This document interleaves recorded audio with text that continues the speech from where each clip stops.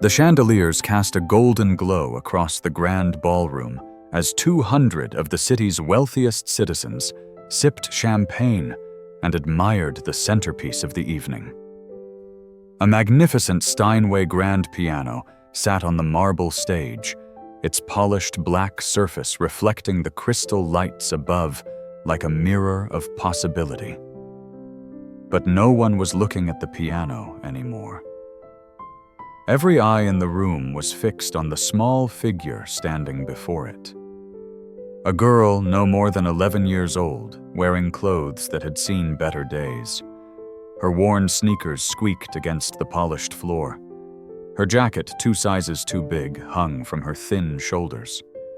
Her hair was pulled back in a simple ponytail, and her hands, small and trembling, hovered inches above the ivory keys. Grace Washington had never felt so out of place in her entire life. Well, well, well. The voice that cut through the silence was sharp and cold. Donovan Blake stepped forward from the crowd, his custom-tailored tuxedo worth more than most people earned in a year.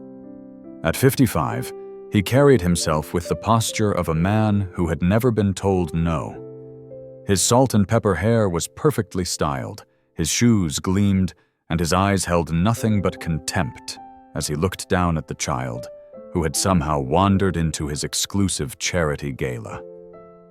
"What exactly do you think you're doing, little girl?" Grace's mouth went dry. She had only wanted to see it. Just see it. She had never meant to get caught. I just wanted to look at the piano, sir," she whispered, her voice barely audible. Donovan's laugh was cruel. It echoed through the ballroom, and several guests joined in their laughter, a symphony of mockery. "You wanted to look at it? Do you have any idea what this instrument is worth? More than that pathetic trailer park you probably crawled out of, I'd wager." Grace felt her cheeks burn with shame, but she didn't move. Couldn't move. "Tell me something." Donovan continued circling her like a predator. "Does a child like you even know what a piano is for? Or did you think it was some kind of fancy table?" More laughter rippled through the crowd. Grace's eyes stung with tears she refused to let fall. But then something happened that surprised everyone, including Donovan himself. Grace lifted her chin. "I know what it's for," she said quietly. "It's for making music, real music, the kind that comes from your heart, not just your fingers." The ballroom fell silent. Donovan's smile froze on his face. "Is that so?" He leaned down until his face was level with hers. "You think you know about real music? You in your second-hand clothes and your ignorance." Grace met his gaze and didn't look away. Something flickered across Donovan's face. Annoyance, perhaps. Or maybe it was something else, something he hadn't felt in a very long time. Whatever it was, it made him do something completely out of character. "I'll tell you what," he said, straightening up and addressing the crowd as much as the girl. "I'll make you a deal, a wager, if you will. I'll play something on this piano, something beautiful, something that requires years of training and natural talent. And then if you think you're so knowledgeable about real music, you can try to play something better." He paused, and his smile turned into something darker. "And if by some miracle you manage to play better than me, I'll adopt you myself. I'll give you everything. Training, education, a home, a future, everything your poverty-stricken life could never provide." The crowd gasped. Several people whispered to each other, shocked by the proposition. "But when you fail," Donovan continued, "and you will fail, you'll leave this place and never come back. You'll remember this moment every day of your miserable life as the time you reached for something far beyond your grasp and fell flat on your face." "Do we have a deal?" Grace's heart pounded so hard she thought it might burst through her chest. Every instinct told her to run, to get out of this place where she clearly didn't belong, to escape before she humiliated herself in front of all these people who already looked at her like she was nothing. But then she thought of her grandmother. She thought of the hospital bed where her grandmother lay, machines, beeping bills, piling up, time running out. She thought of the old upright piano in the abandoned church where she had taught herself to play by candlelight because the electricity had been shut off years ago. She thought of her grandmother's words spoken from that hospital bed just 2 days ago. "Grace, don't you ever let anyone make you feel small. Your gift is real. Your music matters. Promise me you'll never forget that." Grace took a deep breath. "I accept your deal, Mr. Blake." To understand what happened next, you need to know who Grace Washington really was. She wasn't supposed to be at that gala. She wasn't supposed to be anywhere near the Crystal Heights Grand Hotel, with its marble columns and its doorman, and its world that existed light years away from her own. Grace lived in Riverside Trailer Park, on the eastern edge of the city where nobody wealthy ever ventured. She lived in a rusted trailer with her grandmother, Evelyn Washington, in a space so small that when Grace stretched out her arms, she could almost touch both walls. But it had been home. It had been filled with love. Grace's parents had died when she was 3 years old, a car accident on a rainy November night. She barely remembered them, just flashes of warmth and laughter and her mother's perfume. After that, it had been just her and Grandma Evelyn, and the music. Grandma Evelyn had been a piano teacher once, back before arthritis had twisted her fingers into shapes that could no longer dance across the keys. She had taught music at the local elementary school for 30 years, bringing joy to hundreds of children, helping them discover the magic that lived inside a simple arrangement of black and white keys. "Music is a language, baby," Grandma Evelyn used to say. "And like any language, it's meant to communicate. To say the things words can't say. To reach the places words can't reach." When Grace was 5, her grandmother had taken her to an estate sale. A wealthy family was selling off their belongings, and among the discarded treasures was an old upright piano. It was scratched and battered, several keys stuck, and it was desperately out of tune. $20, the seller had said, with a dismissive wave. Grandma Evelyn had counted out her carefully saved bills, and together they had hired a truck to bring that piano home to their tiny trailer. That piano became Grace's whole world. Grandma Evelyn couldn't play anymore, but she could teach. And Grace, it turned out, was born to learn. Her small fingers found the keys like they had been searching for them all her life. She learned scales and chords. She learned Bach and Beethoven, Chopin, and Debussy, all from her grandmother's old sheet music and her patient instruction. But more than that, she learned to feel the music, to let it flow through her like water, like breath, like something essential and true. "You've got something special, Grace," her grandmother would say, tears in her eyes as she listened to her granddaughter play. "Something I've only seen a few times in all my years of teaching. You don't just play the notes, you understand what they mean." Grace practiced every day, in the morning before school, in the evening after her homework, late into the night when she couldn't sleep.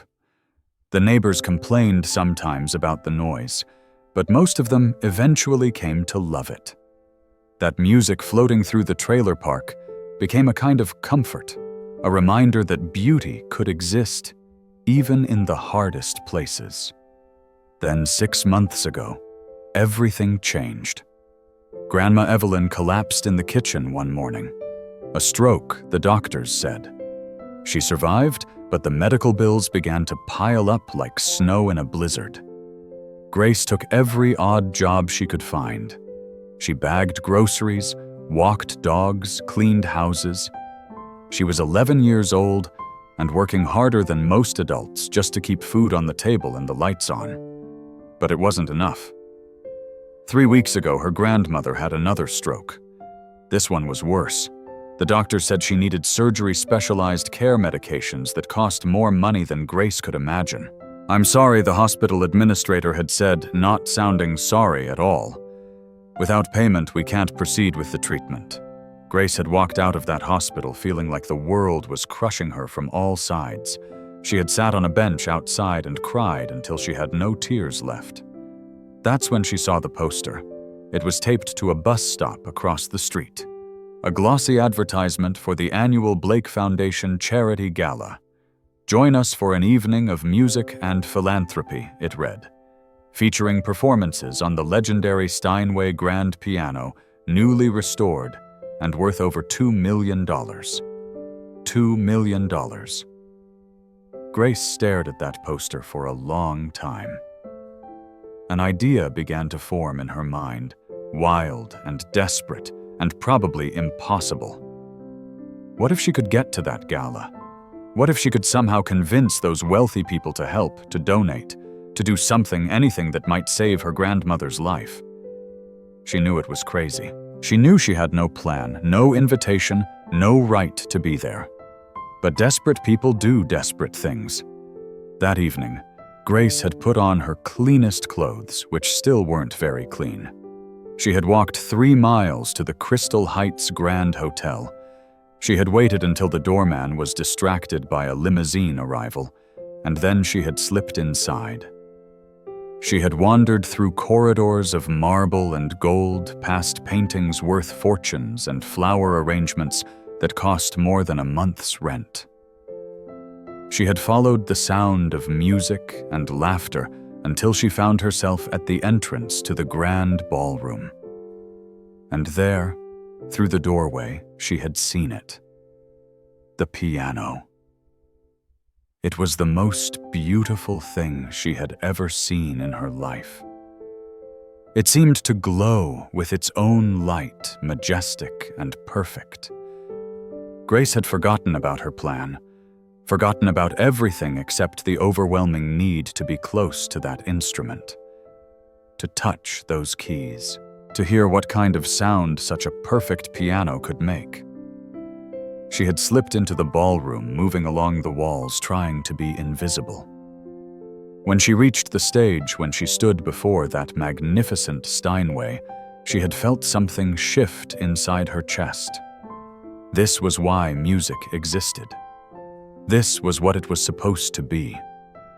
She had reached out her hand just to touch it, just to feel the smooth ivory beneath her fingers. That's when Donovan Blake's voice had cut through her reverie like a knife. "What exactly do you think you're doing, little girl?"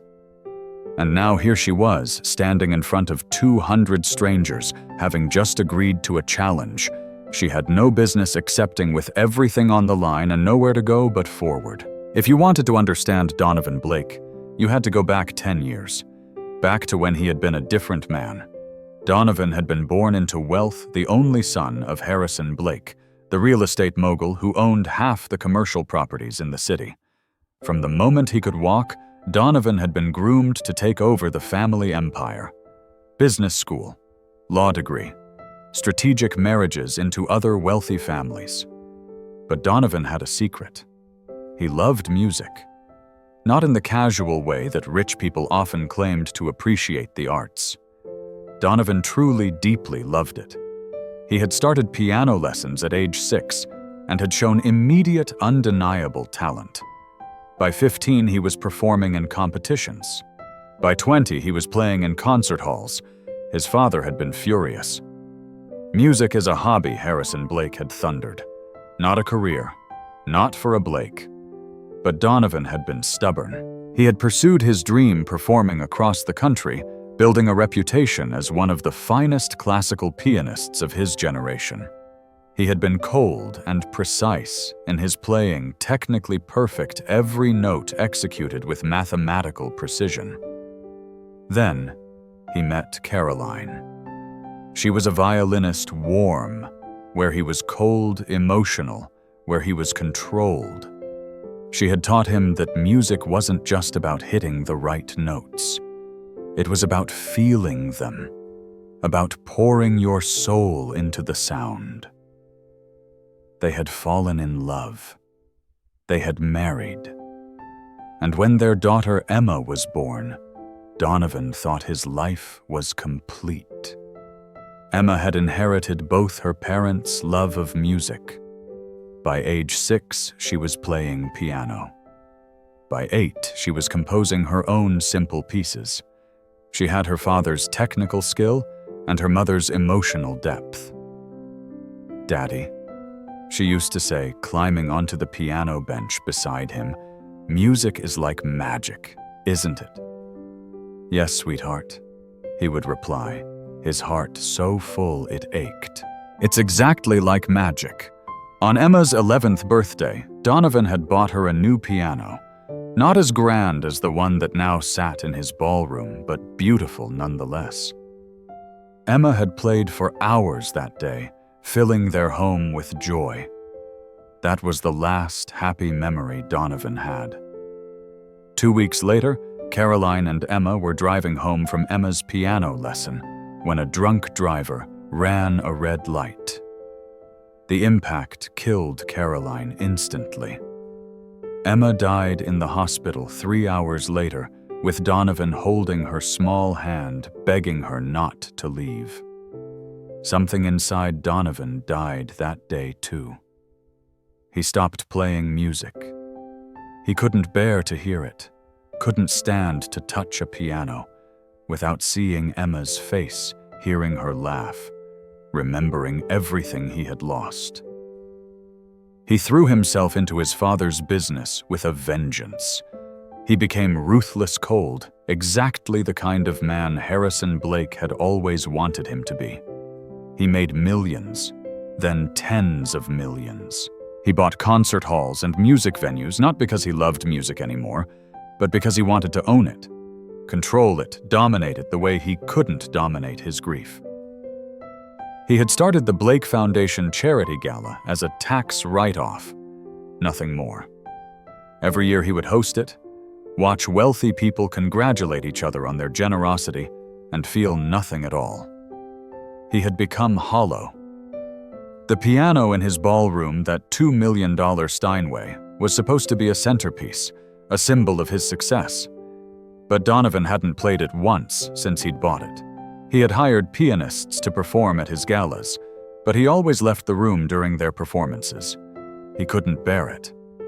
So when he saw that little girl standing in front of his piano, her poor clothes and her audacity, something had snapped inside him. How dare she touch it? How dare she stand there, this nobody from nowhere, thinking she had any right to be near something so precious? The challenge had come out of his mouth before he'd even thought it through. But now, looking at her standing there with her chin raised and her eyes defiant, Donovan felt something he hadn't felt in 10 years. He felt afraid. Because somewhere deep inside, in a place he had locked away and tried to forget, he recognized something in this girl's eyes. He recognized Emma. Donovan walked to the piano, his footsteps echoing in the silent ballroom. He sat down on the bench, adjusted his position with the practiced ease of someone who had done this thousands of times, and placed his fingers on the keys. "I'll play Chopin's Nocturne in E-flat Major Opus 9 No. 2, he announced to the room. "A piece that requires years of training to execute properly. A piece that demands not just skill, but understanding." He didn't look at Grace. He couldn't. Donovan began to play. The music that flowed from the Steinway was technically speaking perfect. Every note was precise, every dynamic carefully controlled. His fingers moved across the keys with the efficiency of a machine, hitting each note at exactly the right moment, holding each phrase for exactly the right duration. The crowd listened with polite appreciation. They recognized the perfection of his technique. They nodded to each other knowingly, confirming what they already believed, that Donovan Blake was a master, and this little girl was about to learn a very harsh lesson. But something was missing. If you listened carefully, if you really paid attention, you could hear it in the empty spaces between the notes. The music was beautiful, yes, but it was cold. It was flawless, yes, but it had no soul. It was the sound of a man who had forgotten how to feel. Donovan played for 4 minutes, navigating the complex passages with ease, building to the climactic moments with technical precision. When he reached the final delicate notes, he let them fade into silence with perfect control. The ballroom erupted in applause. Enthusiastic, admiring applause. The kind of applause that said, "Well done. You've confirmed what we already knew about ourselves and our world." Donovan stood and bowed slightly. Then he turned to Grace, and his smile was sharp as broken glass. "There," he said, "that is what real music sounds like. That is what years of training and natural talent can achieve. Now, little girl, I've held up my end of the bargain. It's your turn to embarrass yourself." He gestured to the piano bench. "Please, show us all what kind of noise you can make." Grace felt every eye in the room on her. She felt the weight of their judgment, their expectations of failure, their certainty that she was about to humiliate herself. Her legs trembled as she walked to the piano. She almost turned and ran, almost fled back to her trailer park, back to the life she knew, back to the safety of being invisible. But then she heard her grandmother's voice in her head, as clear as if Evelyn were standing right beside her. Grace baby music isn't about being perfect. It's about being honest. It's about taking everything you feel, all the pain and the joy and the fear and the hope, and letting it flow through your fingers into the keys. That's the only magic that matters. Grace sat down on this bench. Her hands were shaking so badly she didn't think she could play at all. The piano seemed enormous, intimidating. She could feel Donovan standing behind her, feel his contempt radiating like heat. She placed her fingers on the keys. They felt cool and smooth beneath her touch. She closed her eyes and took a deep breath. Then she began to play the same piece Donovan had just performed. The first notes were terrible. Her fingers fumbled. She hit 2 wrong notes in the first measure. Someone in the crowd laughed, and someone else whispered loud enough for Grace to hear, "This is painful to watch." Grace's face burned with shame, but she didn't stop. She remembered the abandoned church where she practiced. She remembered the feeling of being alone in that sacred space, with only the candles and the music, and the sense that maybe, just maybe, God was listening. She remembered her grandmother lying in that hospital bed, barely able to speak, but still managing to whisper, "Play for me, baby. Play something beautiful." Gradually, something began to change. Grace stopped thinking about the notes on the page. She stopped thinking about Donovan and the crowd and the challenge. She stopped thinking at all. She just played. And as she played, the music transformed. Where Donovan's performance had been cold and perfect, Grace's was warm and flawed. Where his had been controlled, hers was raw. She missed notes, yes. Her technique wasn't perfect, yes. But what flowed from that piano was something Donovan's performance had completely lacked. It was real. Grace played the nocturne the way she felt it. She slowed down in places where Donovan had rushed through. She emphasized moments that he had glossed over. She made mistakes, but somehow those mistakes made the music more human, more achingly beautiful. She played with the weight of her grandmother's hospital bills on her shoulders. She played with the memory of her parents gone too soon. She played with the loneliness of being 11 years old, and more alone than any child should ever be. She played with hope, fragile and desperate, that maybe somehow things could get better. And as she played, something extraordinary happened in that ballroom. The crowd stopped whispering. One by one, the smug smiles faded from their faces.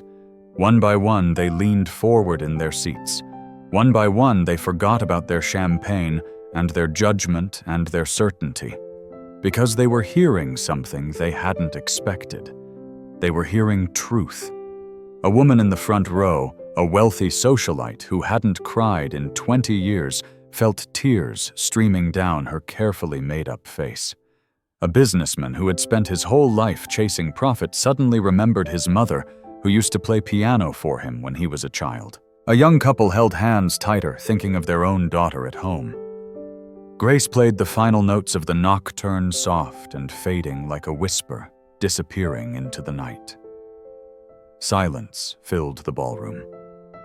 For a long moment, no one moved. No one spoke. Then, from somewhere in the back of the room, someone began to applaud.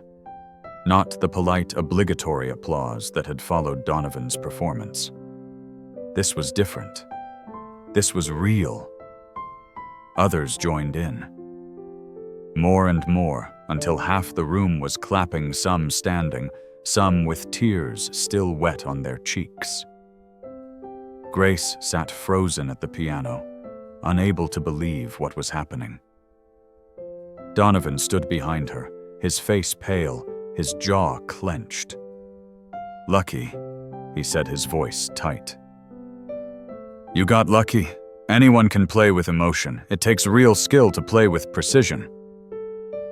But there was something in his eyes that belied his words, something that looked almost like fear. "I'll play something else," he said abruptly. "Something more difficult. Something that will prove once and for all that technique matters more than feeling." He moved toward the piano, and Grace quickly stood and stepped aside. Donovan's hands were shaking. He hid them in his pockets as he addressed the crowd. "Rachmaninoff," he announced. "Piano Concerto. Number 2. The opening movement, solo arrangement, one of the most technically demanding pieces in the classical repertoire." He sat down at the piano, and this time when he placed his fingers on the keys, they were trembling. Donovan poured everything he had into the Rachmaninoff. It was a piece designed to showcase virtuosity, to demonstrate mastery. The opening chords crashed through the ballroom like waves against rocks. His fingers flew across the keys, executing runs and arpeggios with breathtaking speed. The crowd watched, impressed. This was what they had expected.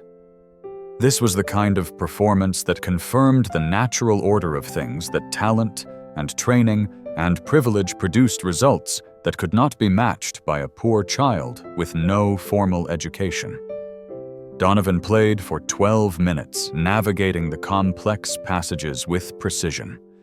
When he finished, the applause was thunderous.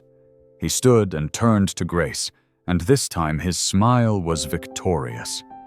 There he said, "Let's see you try that." Grace stared at the piano.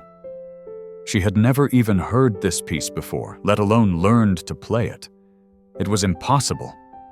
She couldn't possibly reproduce what Donovan had just done. Panic rose in her throat like bile. "I can't," she whispered. "I don't know that piece. I've never learned it." Donovan's smile widened. "Exactly. Because learning it requires years of study under expert teachers. It requires resources you've never had. It requires a world you could never access. This is over, little girl. Accept your defeat and leave." The crowd murmured in agreement. It had been entertaining for a moment, but reality was reasserting itself. The natural order was being restored. Grace felt tears burning in her eyes. She had been a fool to think she could do this. A fool to believe that anything could ever change. She turned to walk away, to leave this place, and never come back, just as Donovan had demanded. But then a voice called out from the crowd. "Wait." An elderly woman stepped forward. She was elegant, wearing pearls and a designer gown, but her eyes were kind. "Young lady, you don't have to play his piece. Play something you know, something you love." Isn't that what music is supposed to be about? Other voices joined hers. Yes, play something else. We want to hear you. Give her a chance. Donovan's face flushed with anger. This is my gala, my piano, my rules. She agreed to the challenge. And your challenge was to play better than you, the elderly woman said calmly. Not to play the same pieces. Better is better, however it's achieved. The crowd erupted in agreement. Suddenly, inexplicably, they were on Grace's side. Donovan looked around the ballroom shocked. These were his guests, his peers, his people. How had they turned on him? Grace stood frozen, uncertainty and hope warring inside her. Play, honey, the elderly woman said gently. Play what's in your heart. Grace looked at the piano. Then she looked at Donovan. I'll play, she said quietly. But not Rachmaninoff. I'll play something my grandmother taught me, something she used to play for me when I was little before her hands stopped working, before everything fell apart. She walked back to the piano and sat down. Her hands found the keys, and this time they weren't shaking. She began to play a lullaby. It was a simple piece, nothing like the complex classical works that Donovan had performed. It had a melody you could hum, a rhythm that rocked gently like a cradle.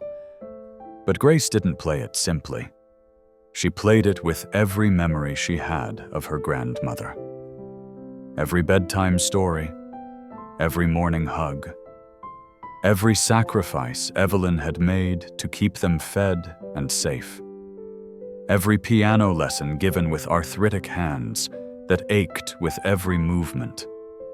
Every word of encouragement when Grace felt like giving up. She played it with the weight of watching her grandmother grow weaker, sicker, more fragile. She played it with the terror of knowing that every day might be the last day she heard her grandmother's voice. She played it with desperate, aching love. And as she played, she began to improvise. She took the simple lullaby and began to weave variations around it. She added runs and flourishes not to show off, but to express things the original melody couldn't contain. She slowed down until the music was almost unbearably tender, then built it back up with a crescendo of emotion that seemed to fill every corner of the vast ballroom. She told a story with those keys. A story of a little girl who had lost her parents, but found love with her grandmother. A story of poverty and struggle, but also of hope. A story of nights spent practicing on a broken piano in a cold trailer, believing that somehow, someday, the music would matter. A story of a love so deep it transcended words, transcended money, transcended everything that Donovan Blake's world valued. The ballroom was completely silent, except for the music. People weren't just crying now. They were sobbing. The elderly woman who had spoken up was weeping openly, remembering her own grandmother dead now for 40 years. A man in a sharp suit thought of his daughter whom he barely saw because he was always working. A young woman clutched her husband's arm, understanding for the first time why her parents had always made her practice piano even when she hated it. Grace played the final phrases of the lullaby, soft and tender, like a mother kissing a child goodnight. The last note faded into silence. For a moment, no one moved. Then the elderly woman stood up. She began to applaud, and there was nothing polite or restrained about it. She was crying and clapping and saying, "Beautiful! Oh my God, beautiful!" The entire ballroom rose to their feet. The applause was deafening. People were cheering, crying, shouting their appreciation.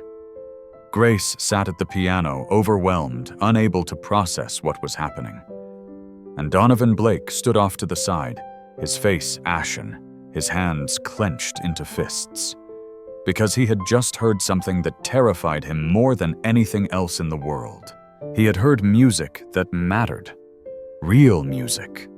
Honest music. Music that came from a place he had locked away 10 years ago and sworn never to visit again. Music that sounded exactly like what his daughter Emma used to play. The applause continued for a full minute before it finally began to die down. Grace stood from the piano bench, uncertain what to do, where to look. The crowd was still standing, still clapping, and she felt like she might faint from the overwhelming attention. Donovan stepped forward, his jaw tight, his eyes hard. "Very touching," he said, his voice cutting through the applause like a blade. "Very emotional. But let's be clear about something. Emotion without technique is just noise. What you just heard was a simple lullaby played by an amateur. Impressive for a child perhaps, but hardly the standard we should accept as excellence." The crowd's enthusiasm wavered. Doubt crept back into their expressions. "This challenge isn't over." Donovan continued. "The deal was that she had to play better than me. Not more emotionally, not more sentimentally. Better. And I'm not convinced that what we just heard was better than centuries of classical training and discipline." He turned to Grace. "I'll give you one more chance. One more opportunity to prove that you belong here, that you're worthy of the adoption I so foolishly offered. I'll play one more piece, and then you'll play one more piece. And this time the crowd will vote. Majority rules. Democratic and fair." Do you accept? Grace's heart was pounding. She was exhausted, emotionally drained. She wanted to say no, wanted to walk away while she still had some dignity left. But then she thought of her grandmother, lying in that hospital bed, waiting for a miracle that wasn't coming. "I accept," she whispered. Donovan nodded curtly and returned to the piano. This time he didn't announce what he was going to play. He simply sat down, took a deep breath, and began. The music that emerged was unlike anything he had played before that evening. It was Beethoven's Moonlight Sonata Third Movement. The piece started gently, almost tenderly, before exploding into one of the most technically demanding passages in all of piano literature. The notes came faster and faster, a torrent of sound that required absolute precision and stamina.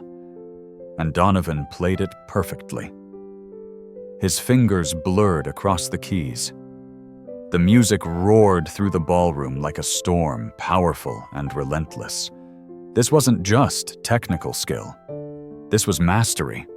This was the result of a lifetime dedicated to the instrument, countless hours of practice, innate talent, honed to a razor's edge. The crowd watched in awe. This was what they had come to see. This was what justified their world, their wealth, their belief that some people were simply born better than others. Donovan played with fury. He played with everything he had. He played like a man trying to drown out a voice in his head that wouldn't stop talking.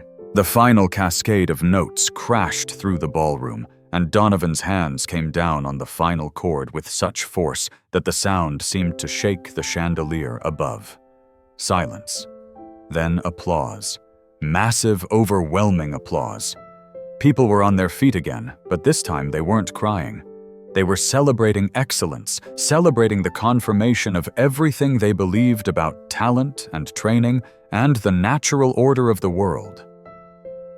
Donovan stood and bowed, and when he turned to Grace, his expression was triumphant. There he said, "That is what a real pianist can do. That is what your poverty and your lack of education will never allow you to achieve. Play whatever you want now. It won't matter. You've already lost." Grace stood motionless, the weight of defeat crushing down on her. He was right. She couldn't match that. She had never learned pieces that difficult. She had never had the teachers, or the time, or the perfect instruments that would allow her to develop that level of technical skill. She had nothing left to give.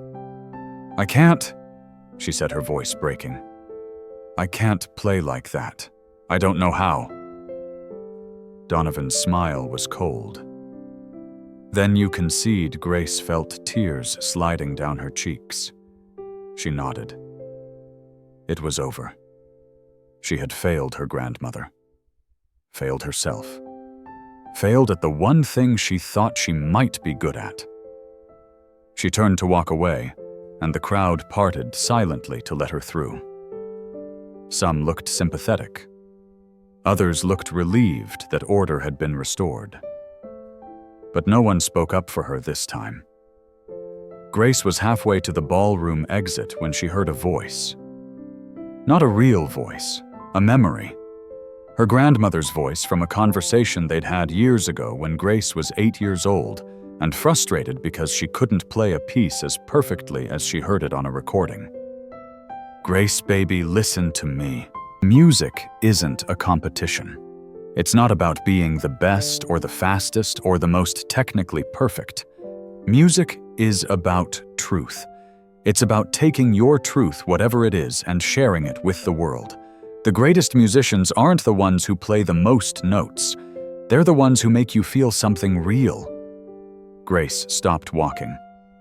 She stood there in the middle of the ballroom, tears streaming down her face, and something shifted inside her. Maybe she couldn't play like Donovan Blake. Maybe she would never have his technique, his training, his perfect execution. But she had something he didn't have. She had a truth to tell. Grace turned around and walked back to the piano. The crowd murmured in surprise. Donovan's eyebrows rose. "I'll play one more piece," Grace said, her voice stronger now. "But I'm not trying to beat you anymore, Mr. Blake. I'm not trying to prove I'm better. I'm just going to play the truth. And then everyone here can decide what matters more, perfect notes or honest music." She sat down at the piano before Donovan could respond, and she began to play her grandmother's lullaby again. At first, the crowd seemed confused. Why was she playing the same piece again? Hadn't she learned her lesson? But Grace wasn't playing it the same way. This time, she played it like a story with chapters. The first chapter was joy. She played the lullaby the way her grandmother used to sing it when Grace was small, when the world was simple and safe. The melody danced and sparkled. It was full of light. Then the music began to change. The second chapter was loss. Grace's fingers found minor chords, discordant notes that spoke of pain. She played the memory of her parents' funeral, a day she barely remembered, but could never forget. She played the confusion of a 3-year-old trying to understand why Mommy and Daddy weren't coming home. The lullaby wept. The third chapter was resilience. The melody came back, but transformed. Stronger now. This was her grandmother stepping in, taking a broken child, and piecing her back together with love and piano lessons and bedtime stories. Grace played with gratitude, with the fierce love of a child for the person who saved her. The fourth chapter was struggle. The music became harsh, jagged. Grace played the reality of poverty, of hunger, of watching her grandmother's hands twist with arthritis until they couldn't play anymore. She played the shame of wearing second-hand clothes to school. She played the loneliness of being different, of being poor, in a world that valued wealth above all else. The melody fragmented, barely recognizable now, and then came the fifth chapter. Fear. Grace played her grandmother's first stroke. The terror of finding Evelyn collapsed on the kitchen floor. The ambulance, the hospital, the doctor's grave expression. The bills that came like an avalanche, burying any hope of paying them. She played the second stroke, worse than the first. The machines, the tubes, the beeping that counted down the seconds of her grandmother's life. She played sitting beside that hospital bed, holding a hand that had once been strong enough to lift her, but was now so fragile it felt like holding a bird. She played her grandmother's whispered words. "Grace, baby, I love you. Don't cry for me. Just promise me you'll keep playing. Promise me the music won't die with me." The music broke apart completely. It was no longer a lullaby. It was a sob, a scream, a prayer. And then slowly, gradually, Grace began to build it back up. The 6th chapter was hope. She played the memory of discovering music could heal. She played the abandoned church where she practiced the candles that made the broken piano look almost magical. She played the feeling of losing herself in the music and finding something bigger than herself. She played the realization that maybe somehow her gift mattered, that maybe it could make a difference. The lullaby came back, but it was different now. It carried all the weight of everything that had come before. It was no longer simple or innocent. It was complex and earned. She played this moment right now in this ballroom. She played the terror of standing in front of all these people who had every reason to dismiss her. She played the desperation of knowing this was her last chance. And then she played the thing that mattered most. She played love. Not romantic love, not simple love. The kind of love that grows between a grandmother and a grandchild when they've survived everything together. The kind of love that makes you wake up at 5 in the morning to practice piano before school because you know it brings joy to someone who has given you everything. The kind of love that makes an 11-year-old girl work 3 jobs because she can't bear the thought of losing the only family she has left. Grace played with her whole heart, her whole soul. Everything she was and everything she hoped to be. The final variations of the lullaby were transcendent. They lifted and soared. They spoke of a love that death couldn't touch, that poverty couldn't diminish, that nothing in this world could destroy. Grace played the final notes, and they hung in the air like a benediction. Then silence, complete, absolute silence. Grace sat at the piano, spent, empty, unable to move. And then from the back of the ballroom, a sound. Not applause. Not yet. Crying. The elderly woman who had spoken up before was sobbing openly, her shoulders shaking. And she wasn't alone. All around the ballroom, people were crying. Men in $1,000 suits with tears streaming down their faces.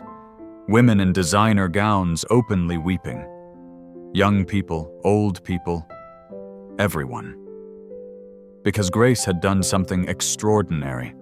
She had reminded them what it felt like to be human. In a world of wealth and privilege and carefully maintained facades, she had shown them raw, honest emotion. She had ripped open her heart and let them see inside. And in seeing her pain, her love, her desperate hope, they had seen their own. The applause, when it finally came, was different from anything that had come before. It wasn't polite. It wasn't enthusiastic. It was reverent. People stood slowly, almost reluctantly, as if standing might break the spell. They clapped softly at first, then louder still. But even at its loudest, there was something gentle about it. Something respectful. They weren't just applauding a performance, they were honoring a soul that had bared itself completely. Grace sat at the piano, tears flowing freely, unable to comprehend what was happening. And Donovan Blake stood frozen, his face pale, his eyes wide, staring at this little girl like he was seeing a ghost. Donovan couldn't breathe. The ballroom felt like it was closing in around him. The applause was deafening, but all he could hear was the music. That lullaby.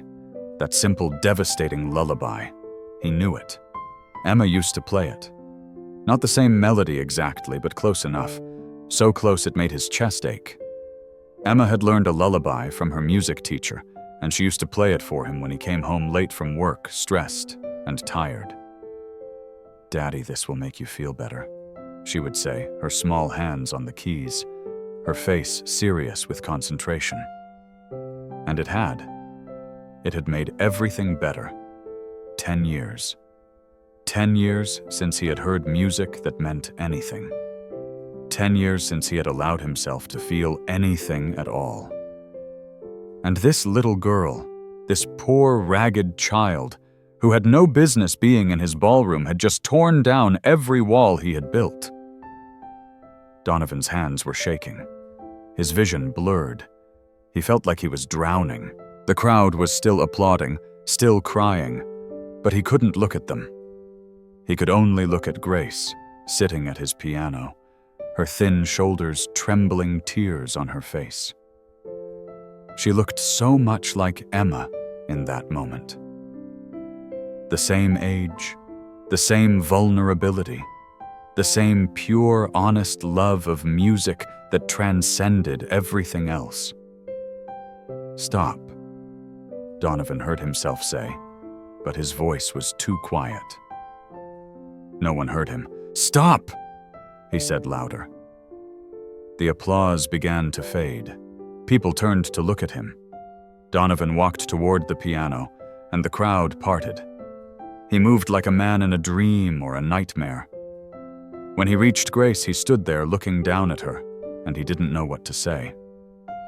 Grace looked up at him, waiting for his judgment, waiting for him to tell her she had failed, that emotion didn't matter, that she should leave and never come back. But Donovan couldn't speak, because he was crying. Not gentle tears, not dignified tears. Donovan Blake, billionaire and philanthropist, was sobbing. His shoulders shook. His carefully maintained composure shattered into 1,000 pieces. The crowd gasped. Some people looked away embarrassed to witness such a private moment. Donovan sank down until he was kneeling beside the piano bench, eye level with Grace. "I had a daughter," he said, his voice breaking. "Her name was Emma. She was your age. She loved to play piano. She played a lullaby like that one." Grace stared at him, not understanding. "She died." Donovan continued, barely able to get the words out. 10 years ago. A car accident. And I haven't been able to listen to music since. I haven't been able to feel anything since. I locked it all away because it hurt too much." He looked at Grace through his tears. "But you just made me feel it all again. Every bit of it. The love and the loss and the pain and the beauty. You reminded me why music matters, why any of it matters." Donovan reached out and gently took Grace's small hands in his. "You didn't just play better than me," he said. "You played with something I lost a long time ago. You played with a soul that's still alive, still capable of love, still capable of hope." He looked around at the crowd, at all the wealthy, powerful people who were witnessing his breakdown. "I've spent 10 years building an empire," he said, his voice stronger now. "I've made millions of dollars. I've bought concert halls and houses and art and everything money can buy. And I've been absolutely miserable because I forgot what my daughter tried to teach me every single day." He turned back to Grace. "Music isn't about perfection. It's about connection. It's about reaching through all the noise and touching something real in another person. My daughter knew that. She tried to show me. But I was too busy, too focused on technical excellence to really understand." Donovan stood up, pulling Grace gently to her feet. "You won our challenge," he said clearly so everyone could hear. "Not because your technique was better than mine. It wasn't. But because your music mattered in a way mine hasn't mattered in 10 years. Maybe longer." He addressed the crowd. "I made a promise to this young woman. I said if she played better than me, I would adopt her. I would give her everything. Training, education, a home, a future." The crowd murmured, wondering if he would actually follow through. Donovan looked at Grace, and for the first time in a decade, he smiled. A real smile. A smile that reached his eyes. "I intend to keep that promise," he said. "But more than that, I want to do something else." He turned to his assistant, who was standing near the back of the room. "Contact the hospital where her grandmother is being treated. I want all of her medical bills paid. All of them. And arrange for the best specialists in the city to consult on her case. Whatever it takes to give her the best possible care." Grace's eyes went wide. You're going to help my grandmother. I'm going to do more than that," Donovan said. He looked around at the 200 wealthy people in the ballroom. Tonight was supposed to be a charity gala. We were going to raise money for arts education. Instead, I'm going to make a different proposal. He gestured to Grace. This young woman represents exactly what arts education should be about. Not creating technically perfect performers. Creating humans who can connect, who can feel, who can use music to touch other people's souls. I'm going to personally fund a music scholarship program. Full scholarships for students who show not just talent, but heart. Students like Grace. The crowd erupted in applause, but Donovan held up his hand. "I'm not done. I'm also going to match dollar for dollar any donation made tonight to fund free music lessons for children in underserved communities. Not to create concert pianists, though. Maybe some of them will be. But to give them what music gave me when I was young, and what I had forgotten until tonight. A way to express what words can't express. A way to connect with other humans. A way to remember that we're all more alike than different." The applause was deafening now. People were pulling out their phones, texting their accountants, making pledges. But Donovan wasn't paying attention to them anymore. He was looking at Grace, this small, brave child, who had somehow saved his life without even knowing it. "Thank you," he said softly. "Thank you for reminding me how to feel." Grace couldn't speak. She was crying too hard. But she threw her arms around Donovan Blake, and he held her, this man who had been so cold and empty for so long, and he felt something inside his chest crack open. It hurt. But it was the kind of hurt that meant healing had begun. The gala transformed in an instant.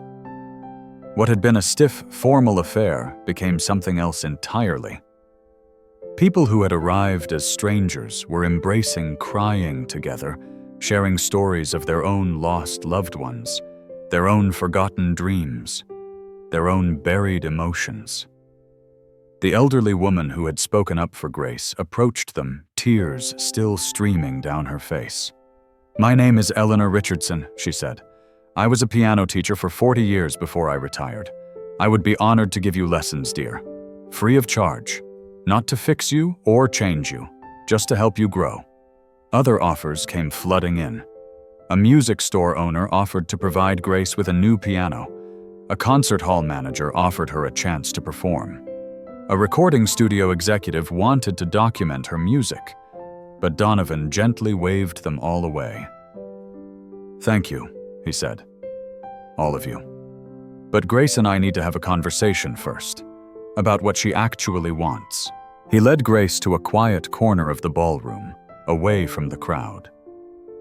"Grace," he said, kneeling down to her level again. "I meant what I said. About the adoption, about helping your grandmother, all of it. But I need you to understand something. This isn't charity, and it's not a transaction. If you become part of my family, it will be real. You'll be my daughter, not a project, not a publicity stunt. My daughter." Grace looked at him with wide eyes. "But you don't even know me." "I know enough," Donovan said. "I know you're brave. I know you love your grandmother with everything you have. I know you have a gift that the world needs, and I know that you remind me of what's important." He paused, choosing his words carefully. "I lost my daughter 10 years ago. Her name was Emma, and she was the light of my life. When she died, I thought I could never love anyone again. I thought the safest thing to do was to lock my heart away and never let anyone in. He took Grace's hands again. "But you broke through that lock tonight. You reminded me that love is worth the risk. That connection is worth the pain. That music, real music, is about opening yourself up and being vulnerable and trusting that someone will understand." Grace's lip trembled. "I'm scared." "Of what?" "Of everything. Of living with you. Of not being good enough. Of disappointing you. Of my grandmother not getting better. Of losing the only family I've ever known." Donovan nodded. "Those are all valid fears. And I can't promise you that everything will be perfect. I can't promise your grandmother will fully recover, though we'll do everything in our power to help her. I can't promise you'll never be scared or sad or disappointed." He smiled gently. "But I can promise you'll never be alone. I can promise you'll have every opportunity to develop your gift. I can promise you'll always have a home, and food, and safety. And I can promise I will do everything I can to be the father you deserve." Grace was silent for a long moment. "Can I still see my grandmother?" "Even if I live with you every single day, if you want. We'll make sure she has the best care possible, and you'll be part of every decision about her treatment. Can I still play the old piano? The one from the trailer?" Donovan smiled. "We'll move it to my house. It will have a place of honor. Can I play the music I want to play? Not just classical pieces. You can play whatever speaks to your soul. That's what real music is." Grace thought about it. She thought about her grandmother in that hospital bed. She thought about the trailer park and the broken piano and the nights of practicing by candlelight. She thought about the possibility of something different, something better. Not better because it was richer or fancier, but better because it was safer. Because it meant her grandmother would be cared for. Because it meant she might have a future that included more than just survival. "Okay," she whispered. "I'll try." "That's all I ask," Donovan said. "We'll both try. Together." He stood and called over his assistant. "Contact my lawyers. I want adoption papers drawn up immediately. Contact the hospital and arrange for Grace's grandmother to be transferred to the VIP wing. Hire round-the-clock nurses, and have someone go to Grace's trailer and pack up her belongings, especially the piano. Handle it carefully. It's precious." The assistant nodded and hurried away. Donovan turned back to the crowd, which had been watching from a respectful distance. "Ladies and gentlemen," he announced, "I want you to meet my daughter, Grace Washington Blake." The ballroom erupted in applause once more, but this time Grace didn't shy away from it. She stood next to Donovan holding his hand, and she let herself hope. Over the next few hours, as the gala continued in a much different atmosphere than it had started, extraordinary things happened. The donations for this music scholarship program exceeded $2 million.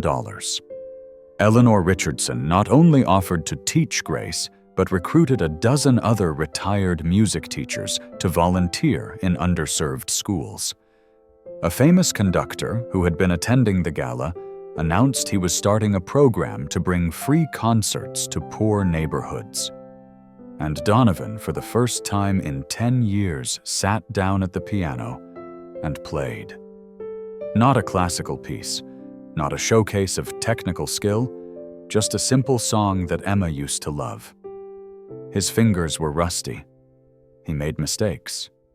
But he played with his heart, and that made all the difference.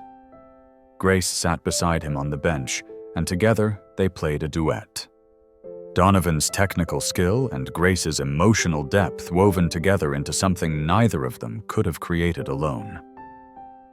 The crowd listened in reverent silence, and in a hospital across town, Evelyn Washington opened her eyes and smiled. She didn't know why, but somehow she knew her granddaughter was going to be okay. 6 months passed. Evelyn Washington made a remarkable recovery. The surgery that Donovan funded was successful, and with intensive physical therapy, she regained much of her strength. She would never play piano again, not the way she used to, but she could walk, talk, and most importantly, she could watch her granddaughter thrive. She moved into a guest house on Donovan's estate. Not because she needed charity, but because family should be close. She spent her days in a beautiful garden reading books and receiving visits from Grace every afternoon. Grace adjusted to her new life with surprising ease. Donovan's mansion was enormous and intimidating at first, but he made sure she had her own space, her own piano, her own sense of autonomy. The old upright from the trailer sat in her bedroom, alongside a brand new grand piano that Donovan had given her. She practiced every day, but now she also had lessons with Eleanor Richardson and other master teachers. They didn't try to change her, they just helped her grow, teaching her technique while respecting the emotional honesty that made her special. Donovan discovered that being a father again was terrifying and wonderful in equal measure. He worried constantly. Was he doing it right? Was he giving Grace what she needed? Was he honoring Emma's memory or trying to replace her? But gradually he learned to trust the process, to trust Grace, to trust himself. They had their struggles. Grace had nightmares about losing her grandmother. Donovan had moments of overwhelming grief when Grace's laugh reminded him too much of Emma's. They had arguments about homework and bedtime and typical father-daughter conflicts. But they also had moments of profound connection, like the evening Donovan found Grace crying in her room, missing her old life despite all its hardships. Instead of dismissing her feelings, he sat with her and listened. He told her about Emma, really told her for the first time. They cried together and played music together and helped each other heal. The scholarship program they had started grew beyond anyone's expectations. Hundreds of children from poor neighborhoods were getting free music lessons. Some of them showed extraordinary talent.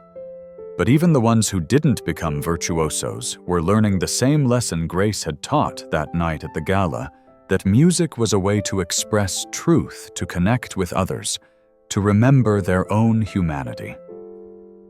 On a Friday evening in late spring, Donovan's concert hall hosted a special performance. The Blake Foundation presents an evening of honest music. The program featured performances by scholarship students alongside professional musicians. The tickets were free available to anyone who wanted to attend. The hall, which usually catered to the wealthy elite, was filled with people from every neighborhood, every background, every walk of life. Grace was scheduled to perform. She stood backstage, her hands shaking with nerves just like they had 6 months ago at the gala. But this time Donovan was beside her. "You're going to be amazing," he said. "What if I mess up? Then you mess up.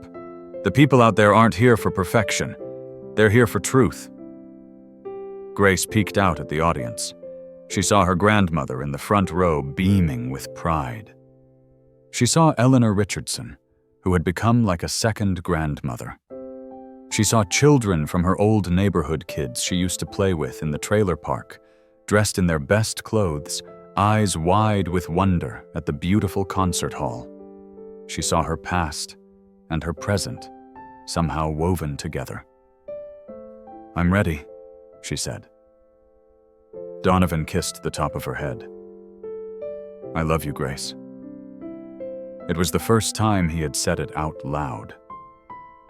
Grace looked up at him, and her eyes filled with tears. "I love you too, Dad."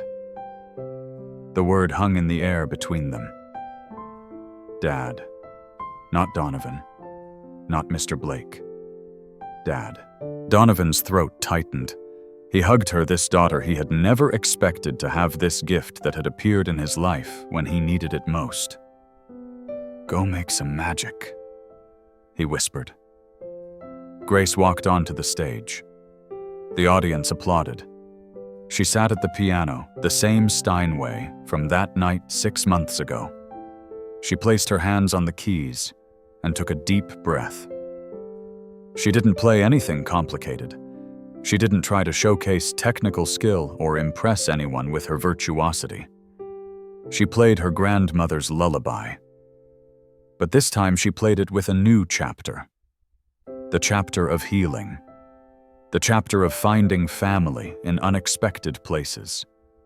The chapter of learning that love could take many forms, that loss didn't have to be the end of the story, that hope was always worth holding on to. She played it with gratitude for second chances. She played it with wonder at how a single moment, a single choice, a single honest piece of music could change everything. She played it with the wisdom of a child who had learned far too young that life was fragile and precious and short. And she played it with joy. Pure, uncomplicated joy at being alive, at having family, at being able to share her gift with the world. The music filled the concert hall, and once again people cried. But these were different tears than the ones from that night at the gala.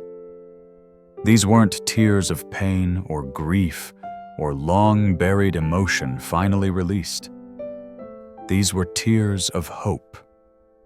When Grace played the final note, the audience sat in silence for a long moment. Then they rose to their feet, not quickly or dramatically, but slowly, reverently, and they applauded. Donovan watched from the wings, tears streaming down his face, and he thought about Emma. He thought about how much she would have loved Grace. How they would have been sisters playing duets, giggling over inside jokes, sharing the kind of bond that only siblings who truly understand each other can share. He thought about how loss had nearly destroyed him, but love had saved him. Grace bowed and walked off stage. Donovan met her with open arms, and she ran into them. "Did I do okay?" she asked. "You did more than okay," he said. "You reminded everyone in that audience why music matters, why connection matters, why love matters." Later that night, after all the performances were done and the audience had gone home, Donovan, Grace, and Evelyn sat in the empty concert hall. Donovan played the piano, while Grace sat beside him, and Evelyn sat in the front row. They didn't play anything formal or planned. They just improvised, finding harmonies and melodies together, laughing when they made mistakes, enjoying the simple pleasure of making music with people they loved. And if you had been there that night, if you had heard them play, you would have understood something important. Music isn't about perfection. It's not about hitting every note exactly right or following every rule exactly as written. Music is about honesty. It's about taking the joy and the pain and the hope and the fear that live inside all of us and giving them a voice. It's about reaching through the darkness and finding another human being and saying without words, "I see you. I understand you. You are not alone." Grace Washington had learned that lesson in a cold trailer park practicing on a broken piano by candlelight. Donovan Blake had forgotten it until a little girl with nothing to lose reminded him, and together they were learning it again every single day. The music played on into the night, honest and imperfect, and absolutely beautiful, just the way music is supposed to be.